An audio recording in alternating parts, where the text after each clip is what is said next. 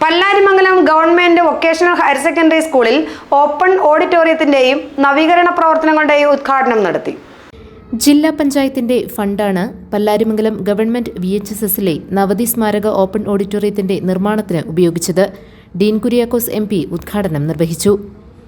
ഈ സ്കൂളിന്റെ ഭൗതിക വികസനം എല്ലാവരും ആഗ്രഹിച്ചു. അതിന് ജില്ലാ പഞ്ചായത്തിൻ്റെതായ തരത്തിലുള്ള ഇടപെടൽ, പ്രത്യേകിച്ചും ഈ കാലഘട്ടം എന്ന് പറയുന്നത് സാമ്പത്തിക ഞെരുക്കവും സാമ്പത്തിക ബുദ്ധിമുട്ടും ഏറ്റവും കൂടുതലായിട്ടുണ്ടായിരുന്ന ഒരു കാലയളവാണ്.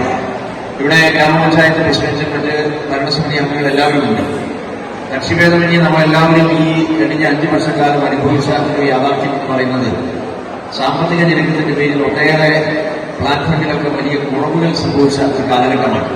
അപ്പൊ അതിന്റെ പേരിൽ പ്രാദേശിക വികസനം നമ്മൾ ഉദ്ദേശിക്കുന്ന തരത്തിൽ നമുക്ക് എത്തിപ്പിടിക്കാൻ കുറേയധികം പ്രയാസങ്ങളുണ്ടായിരുന്നു. പക്ഷേ എല്ലാവരുടെയും കൂട്ടായ പരിശ്രമങ്ങളുടെ പേരിൽ പല വിധത്തിലുള്ള ഫണ്ടുകളും പല വിധത്തിലുള്ള വികസന പദ്ധതികളൊക്കെ നടത്തിയെടുക്കാൻ സാധിച്ചിട്ടുണ്ട്.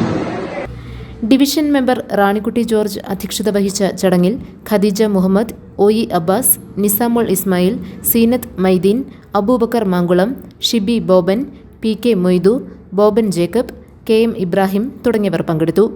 ഹെഡ്മാസ്റ്റർ PN സജിമോൻ സ്വാഗതവും അലി അൾട്ടിമ കൃതജ്ഞതയും പറഞ്ഞു. GTV news.